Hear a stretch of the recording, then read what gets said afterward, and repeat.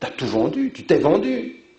Donc ici, les activités qui sont des activités de solidarité, qui sont des activités sociales, qui sont des activités d'encadrement scolaire, l'accompagnement des familles, la question aussi du social. On a aujourd'hui une famine affective, des vrais problèmes dans les familles aujourd'hui. Vous savez que notre taux de divorce est en train de s'approcher de la majorité, du taux majoritaire dans tous les pays européens. Vous vous rendez compte de ça? C'est-à-dire que ce que hier on se battait, c'était un djihad, on gardait. Maintenant on est en train de faire la même chose. Et les femmes, ils ont un rôle là-dedans. C'est-à-dire qu'il faut les écouter, il faut leur donner la parole, il faut libérer la parole, il ne faut pas faire semblant qu'il n'y ait pas de problème. Ce n'est pas parce que nous, à la mosquée, on dit que la famille est importante qu'il n'y a pas de crise de la famille chez les musulmans. Oui, c'est important pour nous, mais on vit une vraie crise, parce que c'est très difficile. Et donc il faut que de ce point de vue-là, dans l'encadrement, ça ce sont toutes des dimensions d'activité islamique. Et il faut donner des responsabilités.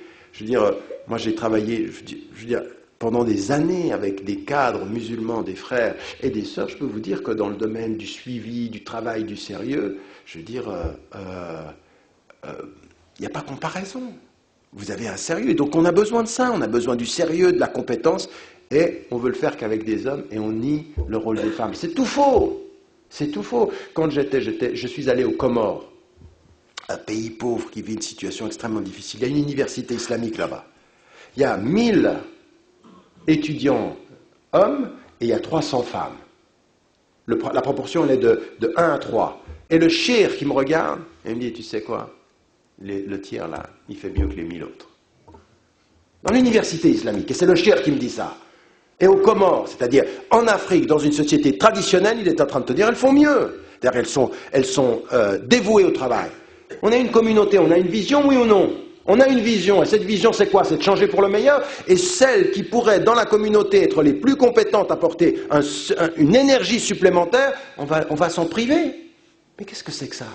Quelqu'un qui fonctionne comme ça, il travaille contre lui-même. Quelqu'un qui sait qu'il pourrait avoir de la vitalité parmi les femmes et qui ne l'utilise pas, il travaille contre sa communauté, il ne travaille pas pour. Et nous on est comme ça. C'est-à-dire qu'aujourd'hui on les a enlevés des espaces de décision, et en même temps, on arrive dans les mosquées et on dit c'est-à-dire on reconnaît son autorité religieuse. Dans la transmission, on reconnaît dans le passé. Nous sommes égalitaires dans le passé, discriminatoires dans le présent.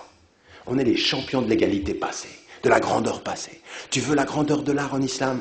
Va à Cordoue, c'était extraordinaire. Tu viens aujourd'hui, qu'est-ce qu'on va montrer d'extraordinaire? Le passé. Attendez, ça suffit. On est là pour construire le futur et on n'arrête pas de parler du passé. Et les femmes de notre présent, elles n'ont pas le rôle qu'elles devraient avoir. Et donc ça, je termine en vous disant une chose. Je ne suis pas venu dans une conférence comme celle-ci pour victimiser les femmes ou avoir des femmes qui disent « Oh, on est les victimes ». Non, responsabiliser les femmes et responsabiliser les hommes. C'est ensemble qu'on y arrive. Pas dans une compétition malsaine entre les hommes et les femmes, mais dans une bonne compréhension de l'islam. Vous avez compris? Et moi, c'est ça que je dis souvent aux femmes. Je dis, arrêtez de vous plaindre tout le temps. On n'a pas ci, on n'a pas ça. Vous prenez vos responsabilités. Vous avez un projet, vous allez voir des responsables. Et vous trouverez toujours, Inch'Allah, un homme, un groupe d'hommes, des personnes qui vous écouteront et qui seront prêts à faire ce travail-là. Arrêtez de vous victimiser dans votre coin, d'être « Oh, on ne nous écoute pas », puis vous restez dans votre coin, ça ne changera pas. Cette attitude de victime, elle ne change rien. Et les hommes qui, eux, ont ces idées-là, ben, essayez ce rapprochement-là. Et je vais vous dire une chose, la communauté musulmane évolue quand on montre les choses. Avant que ça se passe, dit non, ça passe pas. Puis après ça. Mais ça c'est vrai, vous savez pourquoi? Un dernier mot là-dessus. Beaucoup de nos savants en Occident ont changé leur opinion quand ils ont vu quoi? Ce qui se passait sur le terrain. Avant ils disaient non. Ils disaient non. Puis après, attendez, combien il y a de savants pendant des années? Ils disent mais tu prends pas la nationalité française. Tu vas retourner. Tu prends pas. Puis un peu après, la société a changé. Ils ont vu qu'on n'avait pas de moyens de ne pas prendre la nationalité. C'était un pouvoir. Et à partir de ce moment-là, ils ont dit, bon, prenez-la. Maintenant vous êtes chez vous. Qu'est-ce qui a fait évoluer les ulama? Le temps. Quand on dit l'islam, quand l'islam il est universel pour tous les temps, qu'est-ce qu'on est en train de dire? C'est que le temps et la géographie va changer la perception. L'islam ne change pas. L'islam il est un. Mais l'intelligence des musulmans change. Raison pour laquelle le prophète sallam il dit Inna Allah yab'athu li hadhihi al-umma ala ra'si mi'atin sana ala ra'si kulli mi'atin sana man yujaddidu laha dinaha. Alors le prophète sallam il dit qu'Allah va envoyer à cette communauté chaque 100 ans qui va renouveler sa religion. Pas les textes, mais la compréhension. Qu'est-ce qui change la compréhension? Le nouveau, la nouvelle situation. Et ça, c'est à nous de faire ce travail-là, de prendre nos responsabilités, hommes et femmes ensemble, et qu'on donne le domaine de la connaissance, le domaine des mosquées, et le domaine du travail social, avec des délégations de pouvoir, avec des mandats, avec des chantiers. Et ça, j'aimerais, de ce point de vue-là, qu'on y réfléchisse. C'est une grande responsabilité. Et c'est pour ça que les hommes sont tout aussi liés à ce combat que les femmes. C'est, au nom de l'islam, une responsabilité d'hommes et de femmes, pour avoir une vision et savoir comment mieux résister, Inch'Allah. Juste avant de commencer la conférence, j'ai rencontré notre frère de Islamic Relief qui nous disait... Je ne sais pas s'il y aura le temps de montrer ce qu'ils ont fait, mais j'aimerais saluer leur travail. Parce que Islamic Relief, à travers le monde, on était en Angleterre récemment et on fêtait leurs 25 années. Ça, c'est un extra... Je vais vous dire une chose. Alors là, pour le coup, si vous voyez le travail des femmes dans Islamic Relief, où elles sont, comment elles travaillent, c'est absolument sidérant. Et ça, c'est un bon signe. C'est un bon exemple de l'efficacité de nos sœurs dans ce travail-là. Toujours est-il que eux, ils ont une position qui est tout à fait intéressante. Il faut qu'on s'arrête là-dessus une seconde en disant, eux, ils ont décidé qu'ils étaient dans l'humanitaire. Et ils font de l'humanitaire. Ils essaient d'éviter le débat et la polémique politique. Si vous entrez dans la politique, vous allez devoir arrêter de faire de l'humanitaire. Donc, ils ont une ligne.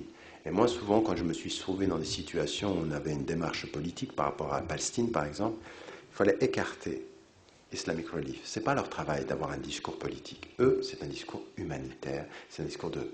Parce que moi, je ne pense pas qu'il faut traduire la question palestinienne en un débat humanitaire. Ce n'est pas humanitaire, la Palestine, c'est politique. Mais qu'il faille de l'humanitaire, évidemment. Donc quand eux, ils vont et qu'ils entrent à Gaza et qu'ils font ce travail-là, on dit, Masha'Allah, vous avez tout notre soutien, on va continuer.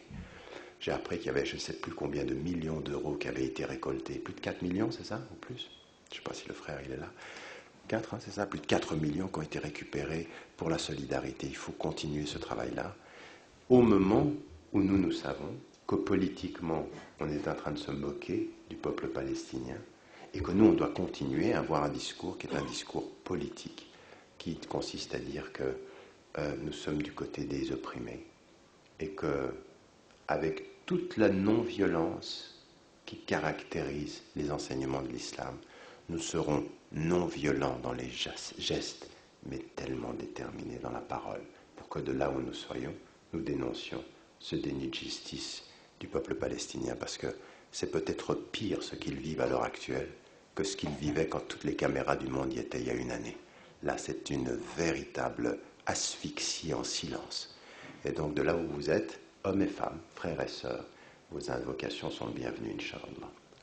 أقول قولي هذا واستغفر الله ولكم فاستغفروه والله أعلم وأعلى وأحكم والسلام عليكم ورحمة الله. Bismillahirrahmanirrahim. Étudiante portant... Donc, je vais prendre par 3 questions, Inch'Allah, et puis après il y aura aussi un choix des questions pour pas qu'il y ait de répétition non plus. Étudiante portant le hijab, je dois enlever mon voile chaque jour. J'arrive à la fin de mes études. En juin, Inch'Allah, je me demande si j'ai ma place dans le monde du travail avec le voile ou si ma place serait auprès d'un mari, Inch'Allah. Ensuite, pensez-vous qu'il existe une société musulmane aujourd'hui? Quelle est la place du musulman aujourd'hui? Que pensez-vous de l'équation la femme est l'égale de l'homme dans les pays musulmans? Quel crédit accordez-vous aux savants musulmans aujourd'hui? Comment peut-on pacifiquement aider le peuple palestinien, par exemple le boycottage de produits sionistes, etc. Bon, là, il y a des questions qui sont directement liées au sujet, il y en a d'autres qui le sont moins. Il y a eu une première interpellation sur mon discours.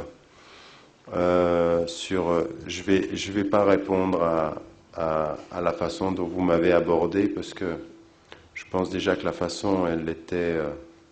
tout à fait étrange, laissant entendre et implicitement dire que je disais des mensonges.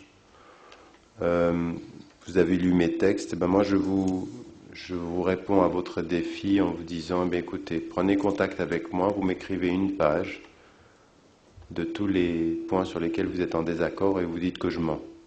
Et après je saurai si c'est utile de discuter avec vous. Donc à vous la charge de la preuve, pas à moi. Voilà ma réponse. Pour la jeune étudiante ou l'étudiante qui termine ses études,